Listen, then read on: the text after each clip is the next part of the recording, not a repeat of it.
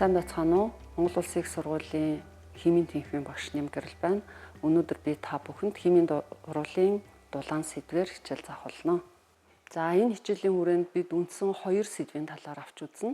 Эхний сэдв нь энтальпийн диаграм эсвэл энергийн диаграмаас урвалын дулааны илэрлийг хэрхэн тодорхойлох талаар авч үзэх болно.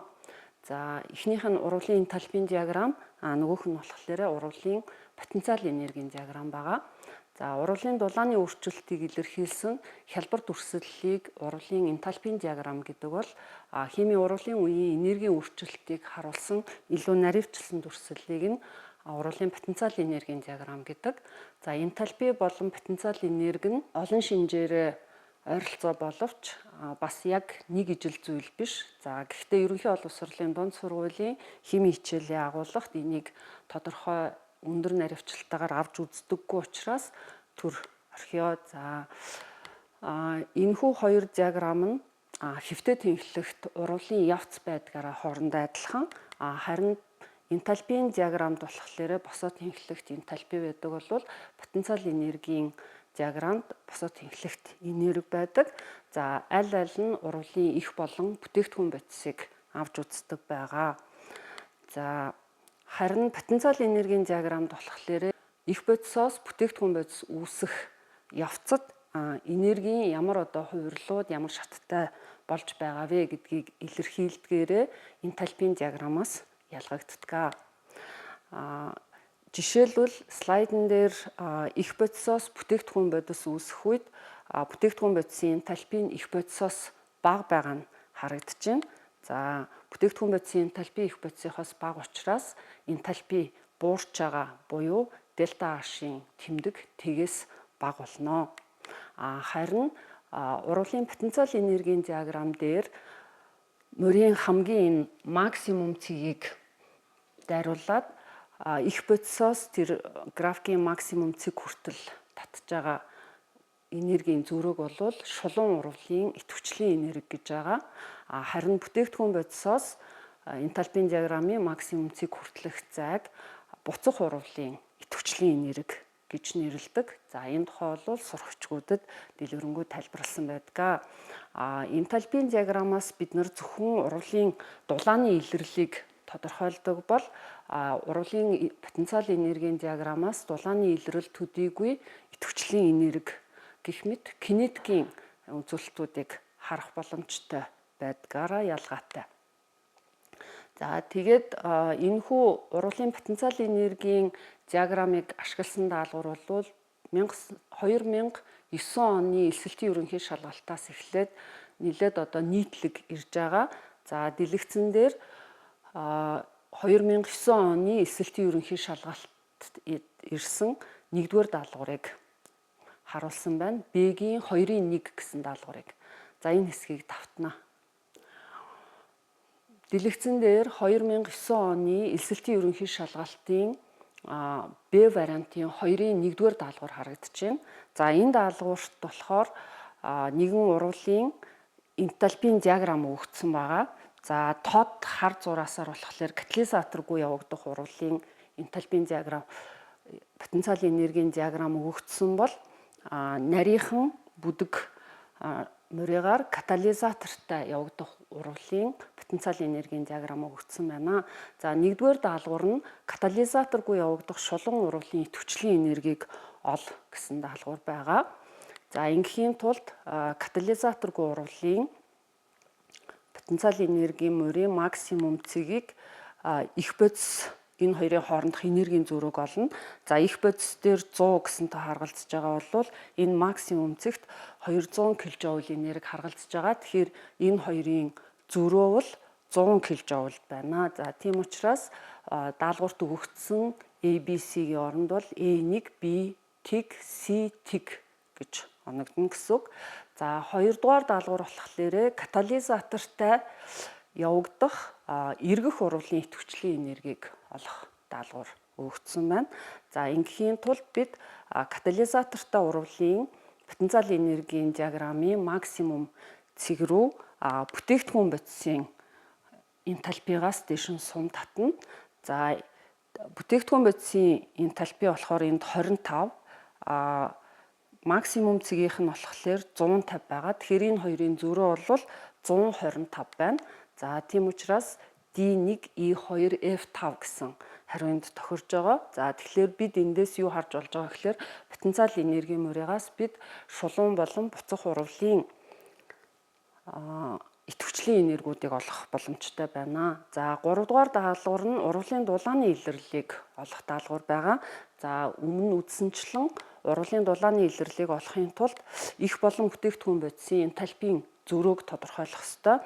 За зурагт их бодисын энтальпи бол 100-д харгалзаж байхад бүтээгдэхүүн бодисын энтальпи 25-д харгалзаж байгаа. Тэгэхээр энэ хоёрын зөрөө бол 75 байна. За тийм учраас энтальпийн дулааны илэрлэл нь болохоор хасах тэмдэгтээ 75 гэсэн үг. За тэгвэл бодлогын нөхцөл болохоор тэмдгийг тооцохгүй зөвхөн тоон утгыг асууж байгаа. За тийм учраас G7H5 гэдэг ингээд 75 байгаа. За энэ 2009 оны даалгаврын хувьд болохоор тухайн одоо жилийн гүйцэтгэгчдийн тоон гүйцэтгэлийн тоо мэдээ надад байгаагүй учраас одоо энд сурагчид ямар алдаа гаргасан талаар би тодорхой тайлбар хэлэх боломжгүй байна. За энэ 2009 оны энэхүү сорилгот урвалын потенциал энергийн диаграм дээр термодинамикийн өгөгдөл болж байгаа урвалын дулааны илэрлэлийг олохын зэрэгцээгээр кинетикийн өгөгдөл болох катализаторгүй явагдах шулуун урвалын идэвхжлийн энерги, катализатортай явагдах эргэх урвалын идэвхжлийн энергийг тус тус олох даалгавар байжээ. За дараагийн даалгавар маань 2013 оны эсэлтийн ерөнхий шалгалтын 27 дугаар даалгавар байгаа. За энд A вариантын 27 дугаар даалгаврыг авсан байна. Энэхүү даалгаврыг 2964 сурагч гүйцэтгэжээ. За урвалын энергийн диаграм өгдөөд энэхүү энергийн диаграмаас урвалын дулааны илэрлэлийг тодорхойлохын зэрэгцээгээр урвалыг экзотерм болон эндотерм урвалын аль нь болохыг тодорхойлох даалгавар өгөгдсөн байгаа. За энийг олохын тулд мөн ялгаагүй их болон бүтээгдэхүүн бодисын энтальпийн зөрөөг олох ёстой. За энэ одоо энтальпийн диаграм ёсоор их бодисын энтальпи нь болохоор бага утгатай, бүтээгдэхүүн бодисынх нь бол өндөр утгатай байгаа. За тийм учраас энэ 50-аас 20-ыг хасаад эерэг 30 буюу урвалын дулааны илэрлэл нь тгээс их байгаа. За дельта H тгээс их байгаа бол энэ урвал дулаан шингээдэг эндотерм урвал байна гэдгийг илэрхийлж байгаа гэсэн үг. За энэ бодлогын хувьд даалгаврын хүндрэлийн зэрэг нь 34.5 байгаа. Өөрөөр хэлбэл энэхүү шалгалтыг гүйцэтгсэн 2964 сурагчийн 34.5 нь B гэсэн зөв хариултыг сонгосон байна гэсэн үг. За гэтэл нийт шалгуулагчдын 26.4% нь энэ A дельта H эерэг тэмдэгтээ 20 кJ эндотерм гэсэн хариултыг сонгосон байгаа. За энэ болохоор биднэрт юуг харуулад байгаа вэ гэхээр энтальпийн диаграмыг унших чадвар төдийлөн хангалттай биш байна. Одоо энэ дээшээ өгсөж байгаа учраас эндотерм урвал байна гэдгийг тодорхойлж байгаа боловч энтальпига энэ их бодисын энтальпигаар авсан ийм алдаатай байдал ажиглагдж байгаа. За энтальпийн диаграмаараа эндотерм урвал байтал шалгуулагчдын 13.8% нь CD гэсэн экзотерм урвалыг мөн сонгосон байна.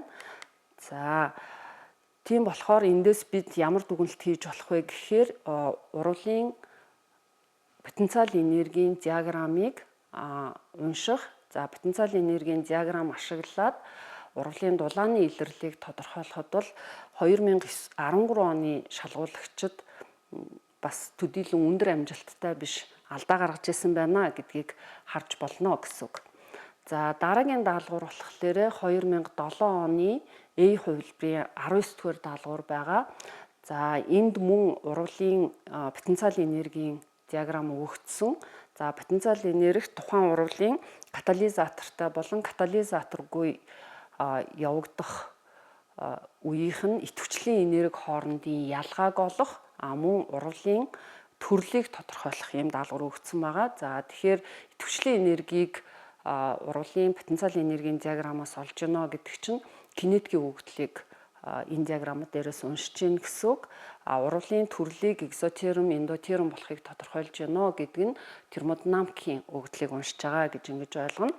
За катализаторгүй урвалын идэвхжлийн энерги нь энэ 60-аас 40-оос 100-ийн хооронд байгаа. За тэгэхээр энерги нь бол 60 байна гэсэн үг те.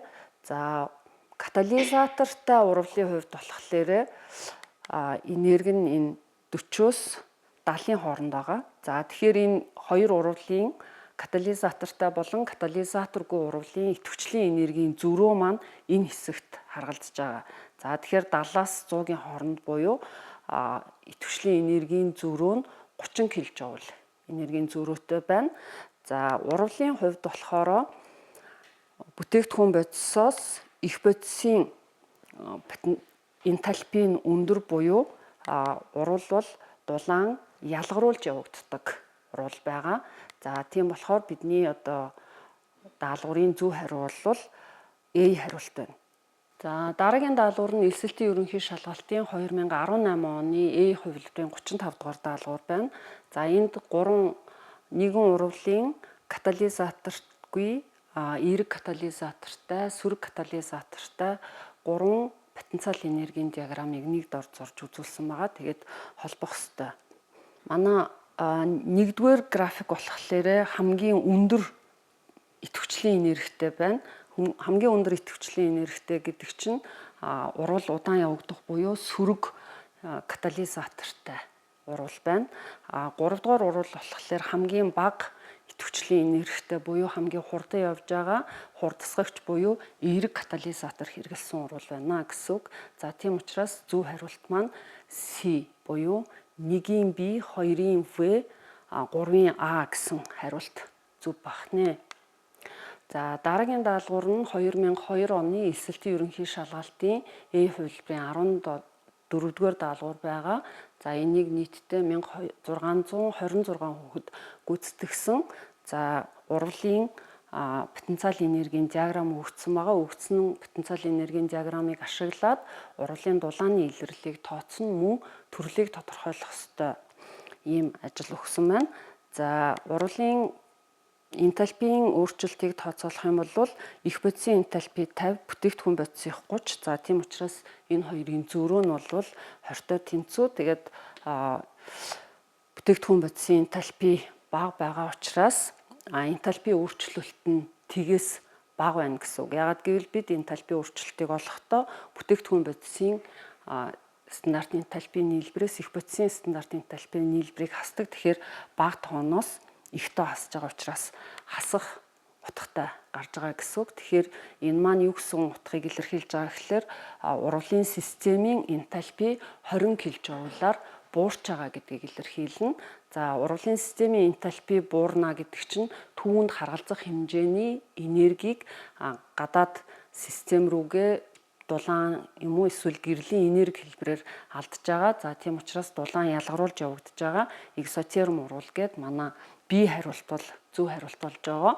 За энэ даалгаврыг гүйцэтгэсэн 1626 шалгуулагчийн 40.3% нь B гэсэн энэ зөв хариултыг сонгосон бол 15.9% нь A гэдэг буруу хариултыг сонгож байгаа. За A буруу хариултыг сонгож байгаа хүмүүсийн хувьд болохоор энэ энтальпийн тэмдгээ тодорхойлж чадахгүй байгааг илэрхийлж байгаа чиглэлтэй тоо байна. За мөн D болон E хариултыг хэдийгээр энтальпийн холбогдол нь D дээр одоо жишээлбэл хасах 20 гэдгээрээ тохирч байгаа боловч урвалын төрөл нь бол эндотерм урвал байгаа. Тэгэхээр энэ D хариултыг сонгож байгаа шалгуулагчдын хувьд урвалын дулааны илэрлэлээ тооцоолж чадлаа гэхэд ангиллаа тодорхойлж чадахгүй байгааг харуулж байгаамаа. За энэ C хариултын хувилбар дээр өмнөх одоо 2013 оныхтай адилхан алдаа C хариултын хувилбар дээр хийсэн байгаа нь харагдаж байна. Яагаад гэвэл C хариултын хувилбарыг нийт шалгуулагчдын 19.6% нь сонгосон байгаа. За 2025 онд болохоор урвалын энтальпийн диаграмтай даалгавар анх удаага орж ирж байгаа. За энд болохоор 2025 оны A вариантын 15 дугаар даалгавар харагдаж байна. За даалгаврын өгдөл болохоор 100 кJ мол дулааны өөрчлөлттэй экзотерм урвалын энтальпийн диаграммыг олно гэсэн байгаа. За тэгэхээр яг ийм хэлбрээрээ өмнөх онуудад бол элсэлтийн ерөнхий шалгалтанд ийм даалгавар ирж байгаагүй. За энэ даалгаврыг гүйцэтгэхийн тулд энэ энтальпийн диаграмм дээрээсээ энтальпийн өөрчлөлтүүдэд тодорхойлох ёстой.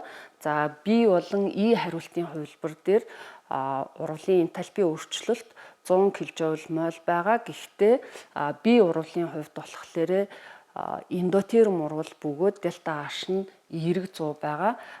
E хариултан дээр болохоор урвалын дулааны өөрчлөлт нь хасах 100 буюу экзотерм урвал байгаа. Тэгэхээр энэ одоо бодлогын хувьд бол зөв хариулт маань E байх ёстой. За тэгээд A болон D дээр энтальпийн өөрчлөлт нь 150, C дээр болохоор энтальпийн өөрчлөлт нь сөрөг тэмдэгтээ 125 байгаа. За зөв хариулт маань E байгаа. За шалгуулагчдын хувьд болохоор A вариантад ажилласан 1593 сурагчаас 39.6% нь энэ зөв хариултыг сонгож байхад D вариантад болохоор арай олон буюу 46.1% нь энэ зөв хариултыг сонгож байгаа. Гэтэл энэ одоо зөв хариулт сонгосон хүүхдүүдээс нэлээд өрсөлдөхүйц хэмжээний хүүхдүүд A вариант дээр 31.2% нь, D вариант дээр 28.1% нь, B гэсэн энэ буруу хариулт буюу эерэг тэмдэгтээ 100 кJ мол дулааны энерги бүхий B хариултын хувилбарыг сонгож байгаа мó. За энэ нь болохоор биднэрт юг илэрхийлээд байгаа вэ гэхээр сурагчид энэ урвалын дулааны өөрчлөлт дээр диаграмм дээр энтальпийн диаграмм болон потенциал энергийн диаграмм дээр тэмдэгээ ерөөсөө хослуулж, харшуулж харж чадахгүй байгаа гэдгийг илэрхийлж байгаа. За энэ алдаа бол нэлээд давтагдж байгаамаа. За мөн 2025 оны B болон C сорилго төстэй даалгавар байгаа. За бодлогын нөхцөл нь бол 150 кJ мол энерги бүхий дулааны өөрчлөлттэй экзотерм урвалын диаграммыг болохоор байгаа. За A нь хасах 150 гээд экзотерм урвал, D дээр 150 гээд эндотерм урвал байгаа. B, C нь болохоор 100 хасах 125 E нь хасах 100 кJ гэсэн байгаа. За тэгээд түлхүүр маань бол A байгаа. За хүндрлийн зэрэг нь 47.1, 48.1 буюу нийт шалгуулагчдын 50 орчим хувь нь энэ даалгаврыг гүйцэтгэж байгаа. Тэгэхээр өмнөх онуудтай харьцуулах юм бол гүйцэтгэлийн хувь харьцангуй жоохон ахиж байгаа мэт боловч нөгөө энтальпийн тэмдэгээ буруу тодорхойлсон энэ D хариулт дээр шалгуулагчдын сонгосон хувь бол бас өмнөхөөс буугаагүй 38.4, 38.6 буюу нэлээд олон хүүхэд бол энэ хариултыг сонгоод байгаа. Тэгэхээр эндээс үндэслээд бид нар юу хийж болох вэ гэхээр энэ энтальпийн диаграмм болон эсвэл урвалын потенциал энергийн диаграммын одоо графикаас мэдээлэл унших чадвар сул байна. Мөн энтальпийн тэмдэг түүний физик утгыг ойлгох чадвар бол сул байна гэдгийг илэрхийлж байгаа. За тийм болохоор энэ хэсэг дээр бол анхаарах шаардлагатай байна. За яаж анхаарах ёстой вэ гэхээр экзотерм урвалын хувьд их бодисын энтальпийн бүтээгдэхүүн бодисын энтальпигаас өндөр, бүтээгдэхүүн бодисын энтальпи бага байгаа. Эндотерм урвал дээр болохоор бүтээгдэхүүн бодисын энтальпи их бодисынхоос их болдог. Тэгээд Г-ийн хууль ёсоор бид нар урвалын дулааны илэрлийг тодорхойлохдоо бүтээгдэхүүн бодисын үүсгийн стандарт энтальпигаас их бодисын үүсгийн стандарт энтальпиг хасаж олж байгаа. За энэний цаана бид нар юуг ойлгох ёстой вэ гэхээр дельта H тгээс бага буюу системийн энтальпи буурч байгаа. Тэгэхээр дельта H тгээс бага буюу хасах тэмдэгтэй байгаа. Тэр хасах тэмдэг нь юуг илэрхийлээд байгаа юм гэхээр зэрэг урвалын системийн энтальпи буурч байгаа гэдгийг илэрхийлнэ. Тэгвэл тэр нь яг энэ системийн энтальпи буурсантай тэнцэх хэмжээний энергийг гадаад орчинд дулаан юм уу эсвэл гэрэл юм уу өөр хэлбэрийн энерги байдлаар гадагшаага алдж байгаа. Тэрийг бид нар дулаан ялгарах гэж хэлдэг. Тэгэхээр энэ системийн энтальпи буурахыг илэрхийлж байгаа дельта H-ийн хасах тэмдгийг дулаан ялгарч байгаа гэхээр эерэг тэмдэгтэй байх ёстой юм шиг ингээд Q-таага хольж ойлгоод байх магадлал байна гэж үзэж байгаа. Тэгэхээр энтальпийн тэмдэг түүний физик утгыг илүү сайн ойлгох хэрэгтэй байна. За хоёрдугаар сэдв маань болохоор химийн холбооны энергиэс урвалын дулааны илэрлийг тодорхойлох даалгавар байгаа. За урвалын дулааны илэрлийг химийн холбооноос тодорхойлохдоо холбоо тасрахад одоо шаардагдж байгаа буюу холбооны тасрах энергиэс холбооны үүсэх энергийн хэмжээг бол хасж байгаа. Өөрөөр хэлбэл энэ нь их бодисдох холбооны энергийн нийлбэрээс бүтээгдэхүүн бодисдох холбооны энергийн нийлбэрийг хассан ялгуур гэсэн үг юм аа. За холбоог таслахын тулд биднээс энерги шаардагдана. Өөрөөр хэлбэл гаднаас тодорхой хүчээр үйлчилж химийн бодисдох химийн холбоог таслана гэсэн үг. Хоёр тусдаа байсан атомууд холбогдоод химийн холбоо үүсгэхлээр энерги ялгардаг байгаа. Тэгээд химийн холбоог таслахад шаардагдж байгаа энерги нь холбоо үүсгэхэд ялгарч байгаа энергиэс их байх юм бол тухайн одоо урвалыг явуулахын тулд нийт дүнгээрээ энерги шаардагддаг буюу эндотерм урвал явагдаж байгаа. Харин химийн холбоо үүсгэхэд одоо ялгарч байгаа энергийн хэмжээ нь холбоог таслахад зарцуулагдж байгаа энергиэс их байх юм бол тухайн урвалын дүнд энерги ялгардаг буюу экзотерм урвал явагддаг. За энэ дээр үндэслээд бид нар химийн холбооны энергийг ашиглаад химийн урвалын дулааны илэрлийг тодорхойлдог.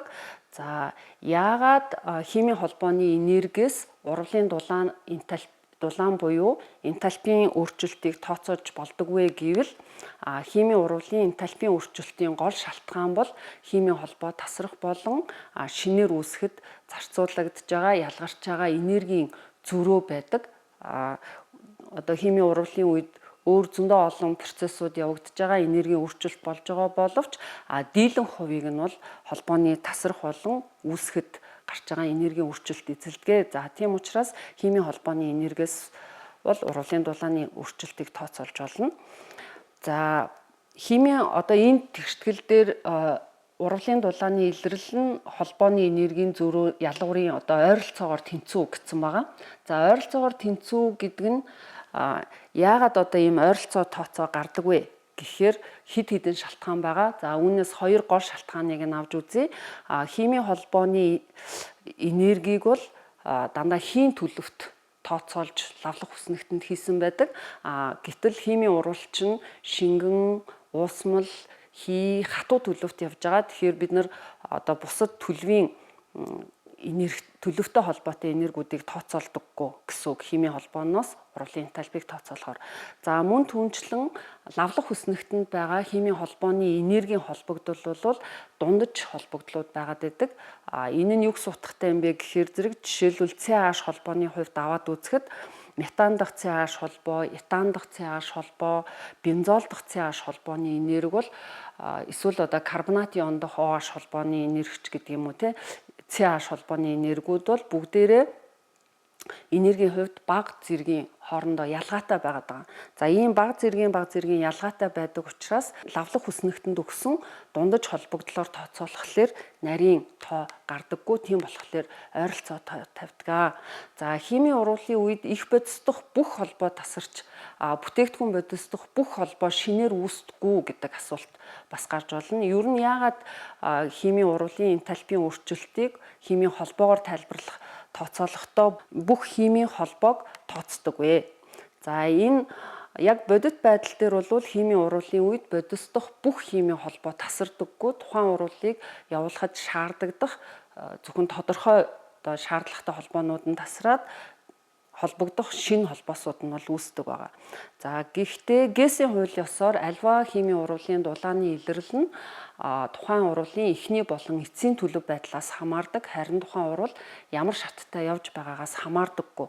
За энийг үндэслээд бид нар хийсвэрээр химийн урвалаа их бодисдох бүх химийн холбоог таслаад бүх атомуудыг ингээд тус тусдаа бие даасан атом хэлбэртэй юм завсрын төлөвт хүргээд тэр атомудаа буцаагаад хооронд нь яах нь холбоод бүтээгдэхүүн бодисоо үүсгэж байгаа гэсэн ийм хийсвэр механизмаар явж байгаа гэж төсөөлөөд урвалын одоо дулааны илэрлийг онлын хувьд тооцоолж байгаа гэж ойлгож болно.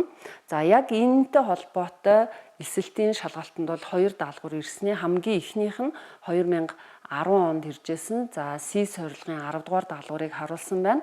За энэ даалгаврыг тухайн үед 2939 оюут сурагч шалгуулагч бол гүйцэтгэсэн байгаа.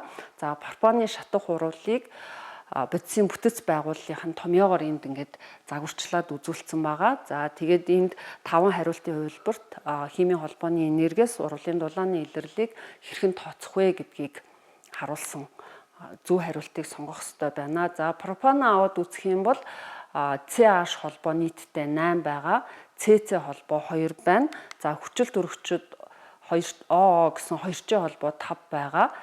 CO гэсэн 2Ч холбоо бол 6 байна. За яагаад 6 байгаа вэ гэвэл нэг молекул CO-д энэ холбоо 2 байдаг бол урвалын дүнд 3 мол CO2 үүссэн учраас нийтдээ 6 CO2-ийн холбоо байна гэсэн үг. За усанд болохоор 2 OH холбоо байгаа. Нийтдээ 4 мол ус үүссэн учраас нийт 8 OH холбоо байна гэсэн үг.